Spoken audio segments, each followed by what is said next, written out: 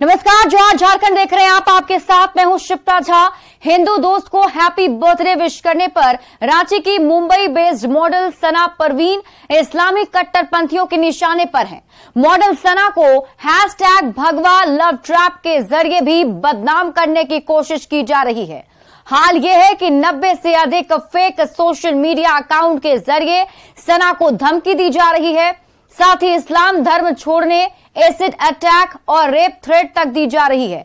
आदम सेना और दूसरे संगठनों की ओर से दी जा रही धमकी में सना को मॉडलिंग छोड़ने तक की चेतावनी दी जा रही है।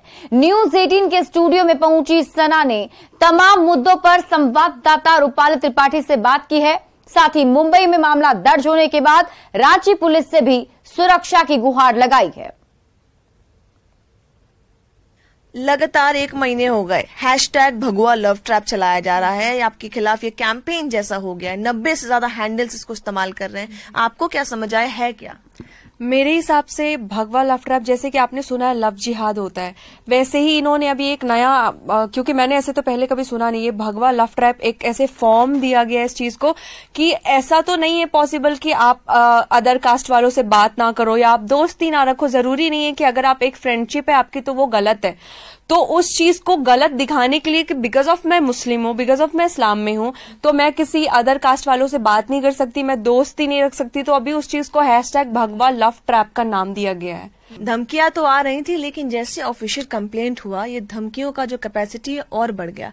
किस तरीके की धमकी है ऑफिशियल कंप्लेंट के बाद? कैसे फ्रीक्वेंसी बढ़ी और आपको क्या लगता है ये लोग होंगे कौन? ये महाराष्ट्र से हैं क्योंकि आप वहां पर मॉडलिंग कर रहे हैं, कि झारखंड के हैं? कौन हो सकते हैं? पहली चीज मैं बताऊं कि धमकियां तो मुझे आ रही थी, धमकियों में कमी नहीं हुई थी, लेकिन ऑफिशियल कंप्लेन के बाद जो धमकी मुझे, मतलब लाइक अभी जो 1 गुना थे वो 10 गुना उसका रेट बढ़ गया है। एंड जो मुझे धमकी आ रही है, सबसे ज्यादा जो मैंने जिस चीज को फेस किया है, अपना नाम चेंज कर लो, अपना नाम चेंज कर लो, इस्लाम छोड़ दो, इस्लाम को हमें बचाना है, तुम इस्लाम को बदनाम कर रही हो, तुम इस्लाम के नाम पे धब्बा हो, तुमने इस्लाम को। सबसे ज्यादा मुझे इस चीज के लिए, मतलब they are literally forcing me to change my name and change my caste, and I don't even understand why. आपने कुछ जिम्मेदार संगठनों का नाम लिया जिसका इंस्टाग्राम हैंडल पे भी आपने दिखाया है कि आपको धमकी आई है। वो क्या है संस्था, संगठन का नाम क्या है और किस वजह से, क्या क्या कह रहे हैं वो? पहली चीज मैं जो नाम लेना चाहूंगी, आदम सेना ग्रुप। ये रांची की बहुत बड़ी ग्रुप है, मुस्लिम, इसमें सारे मुस्लिम है, कोई भी अदर कास्ट के लोग नहीं है। उसका जो मेन आदमी है नजरुल खान उनका नाम है, उससे मुझे डायरेक्ट धमकी आती है। उनका जो पहला धमकी का जो वर्ड था, जूते खाने की तैयारी कर, उनका लैंग्वेज ऐसे स्टार्ट हो, आप समझ सकते हो कि अगर किसी इंसान को एक लड़के से बात करने की तमीज नहीं है, वो पहले ही जूते खाने की तैयारी कर, उनका माइंडसेट कैसा होगा। उस अकाउंट से मुझे धमकी आई है और ये इलीगल अकाउंट है, ये लीगल नहीं है। ऐसा नहीं है कि इसको सरकार सपोर्ट करती है, इसको पुलिस सपोर्ट करते है, इन लोगों ने जस्ट बना लिया है वैसे। एंड इनको उस बेसिस पे जो मर्जी आ रहा है जिनके साथ ये कर रहे हैं, मैं उम्मीद करती हूँ और मैं सबसे रिक्वेस्ट करती हूँ कि ऐसे जो फेक अकाउंट बना के हैरेसमेंट के लिए, मेंटल टॉर्चर के लिए जो रखे हैं ना, प्लीज बंद कराया जाए, बिकॉज ये सारी चीजें इलीगल है। अपने माँ पिता को न्यूज 18 के माध्यम से कुछ अपील अगर करना चाहे, कुछ आप एक शब्द बोलना चाहे जहाँ उनके पास पहुंचेगा? मैं कुछ अगर अपने मम्मी डैडी को बोलना चाहती हूँ तो मैं सिर्फ इतना ही बोलना चाहती हूँ कि ये सारी चीजें फेक है। मैंने कुछ भी गलत नहीं किया है, मुझे फंसाया गया है। ये भगवा लव ट्रैप या ये फोटो है, ये सारी चीजें एडिटेड है। मेरी कोई गलती नहीं है, दे आर ट्रैपिंग मी, मुझे सिर्फ फंसाया जा रहा है। अगर मैं गलत होती तो आज मैं दुनिया के सामने, मीडिया के सामने और सबके सामने ऐसी चीजें नहीं दिखा पाती। अगर मेरे में फॉल्ट होता, मैं गलत की होती, तो 1000 चीजें हैं मेरे पास प्रूफ करने के लिए। तो मैं यही उम्मीद करती हूँ कि आप प्लीज इस चीज को समझे, आप देखें कि आपकी बेटी गलत नहीं है, दुनिया इसको गलत बना रही है। सारी चीजों को खत्म किया जाए। अबू तला जैसे जितने लोग हैं या ऐसे मेंटालिटी के जितने लोग हैं, उन लोगों के सामने ये उदाहरण आनी चाहिए कि सिर्फ इस्लाम में होने से लोग गलत नहीं हो जाते हैं, या उनको ऐसा नहीं है कि आगे बढ़ने का हक नहीं है और इस्लाम वाले ही ऐसे करके उनको दबा रहे हैं। ये बहुत गलत है। ऐसे लोगों को सिखाओ, ऐसे लोगों को बताओ कि सही क्या है, ऐसे ग्रुप्स खत्म करें और अबू तला जैसे लोगों को पकड़ा जाए।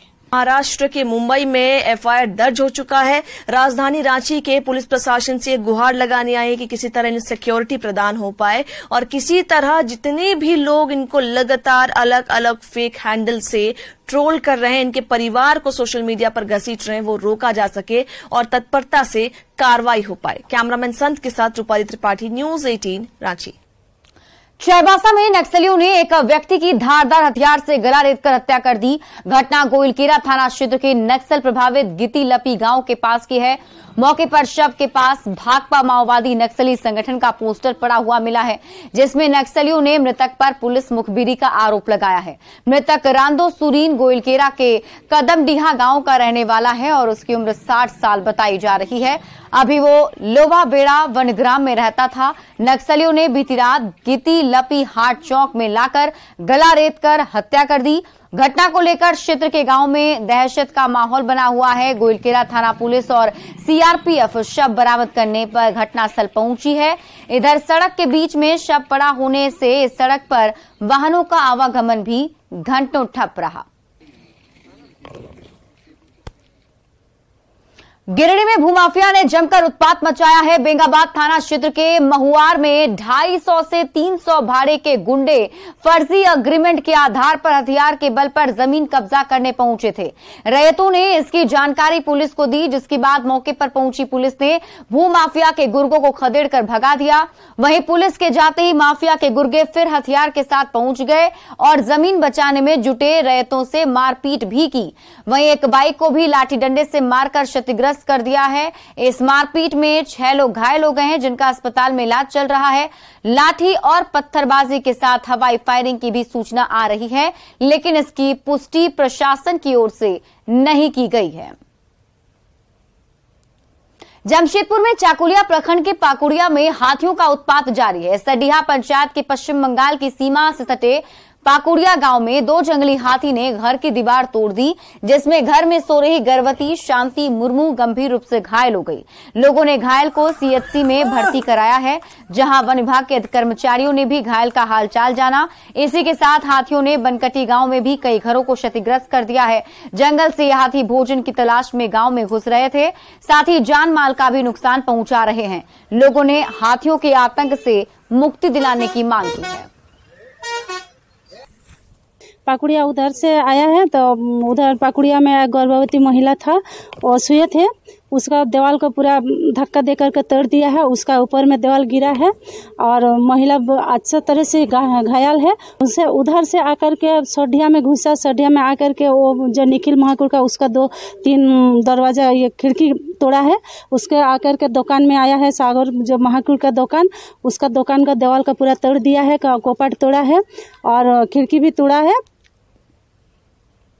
धनबाद में क्राइम का ग्राफ लगातार बढ़ता जा रहा है। वहीं क्राइम पर रोक लगाने में पुलिस प्रशासन फेल दिख रहा है। ऐसे में आपराधिक घटनाएं रोकने के लिए अब लोग भगवान की शरण में जा रहे हैं।